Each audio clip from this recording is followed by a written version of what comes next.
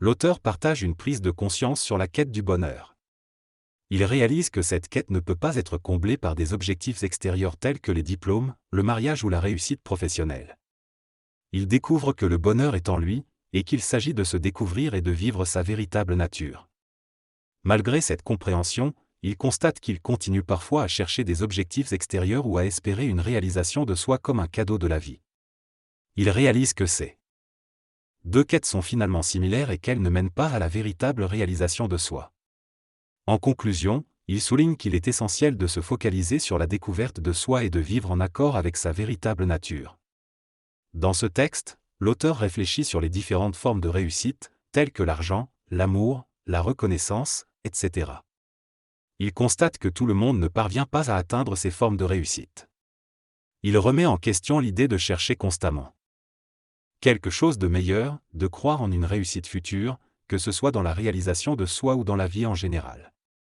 Il réalise que toute sa vie, il a poursuivi des objectifs pour prouver sa valeur et son importance, mais il se rend compte que la vie elle-même offre des possibilités de se découvrir et de vivre pleinement ce que nous sommes déjà. Il évoque le fait de dépasser nos croyances limitantes pour se découvrir au-delà de ce que l'on pensait être. Il exprime sa lassitude vis-à-vis de ce jeu et la nécessité de se déposer dans l'acceptation de qui nous sommes réellement. Il souligne que nous sommes déjà amour et abondance, mais nous avons tendance à rechercher ces qualités à l'extérieur de nous-mêmes. Il encourage à se donner la reconnaissance et tout ce dont nous pensons manquer, afin de réaliser que nous sommes déjà complets. Il conclut en disant qu'il est important de se déposer au plus profond de soi pour découvrir notre vraie nature et trouver la liberté et la sérénité tant recherchée. Ce texte parle de la reconnaissance de ce qui est déjà présent dans notre vie et de la liberté que l'on a de changer notre situation.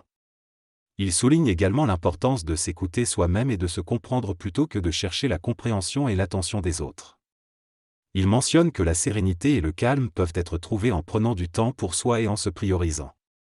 Il encourage à se rendre compte que l'on possède déjà les compétences et les qualités nécessaires pour vivre la vie qui nous correspond, plutôt que de chercher à suivre des modèles ou des réussites sociales qui ne nous conviennent pas. Finalement, il invite à se connecter à soi-même et à vivre selon notre véritable essence. Pour oser et se lancer dans quelque chose, il suffit simplement de se lancer et de faire face à nos peurs et croyances limitantes. Les excuses que nous trouvons sont simplement des obstacles que nous nous créons nous-mêmes. La vie ne nous apportera pas les preuves que nous attendons, mais elle est plutôt un terrain d'exploration à travers lequel nous pouvons découvrir qui nous sommes vraiment. Il est important de ne pas rester dans l'attente passive, mais d'impulser nous-mêmes ce que nous voulons dans la vie. Il est primordial de se connecter à nos aspirations profondes et de chercher à servir les autres et le monde de manière plus significative. Cela nécessite de se découvrir soi-même et de se mettre en action, plutôt que de se concentrer uniquement sur des objectifs extérieurs pour combler nos peurs. Il s'agit de trouver notre essence, notre raison d'être et notre mission de vie, en allant à la rencontre de ce qui nous apporte véritablement du bonheur et de la satisfaction. Le secret pour vivre une vie épanouissante est de rechercher activement le sens de notre existence. Il est important de se mettre à l'écoute de nos aspirations profondes plutôt que de nos peurs, de chercher ce qui nous permettrait de vivre pleinement et de découvrir notre véritable grandeur. Il est essentiel de passer d'un mode de vie axé sur la sécurité et la satisfaction de nos besoins immédiats à un mode de vie où nous cherchons à vivre chaque journée comme un miracle, en nous révélant à nous-mêmes la grandeur de ce que nous sommes vraiment. Cela nécessite de croire en nos propres possibilités et de sortir de l'attente passive pour se mettre en action. Nous devons oser croire que la vie nous offre toutes les possibilités de vivre pleinement et agir en conséquence. Il est important de ne pas attendre la validation de la vie, mais plutôt d'oser nous révéler et vivre selon notre potentiel. En fin de vie, de nombreuses personnes regrettent de ne pas avoir osé vivre pleinement, de ne pas avoir exprimé leur amour et de ne pas avoir suivi leurs propres aspirations. La vie est un champ d'exploration où nous devons oser nous révéler et vivre selon notre essence unique. Cela nous permettra de se réaliser à la fois sur le plan spirituel et matériel, en réalisant notre véritable mission de vie et en servant le monde selon nos aspirations profondes. Dans son live du mardi soir, l'auteur propose d'aborder des sujets concrets liés à la connaissance de soi. Son objectif est d'aider les gens à se reconnaître et à découvrir leur essence unique à travers leurs valeurs, compétences et talents. Elle souhaite également relever le défi d'intégrer cette quête de développement personnel dans la vie quotidienne, au-delà des objectifs extérieurs et des aspirations spirituelles.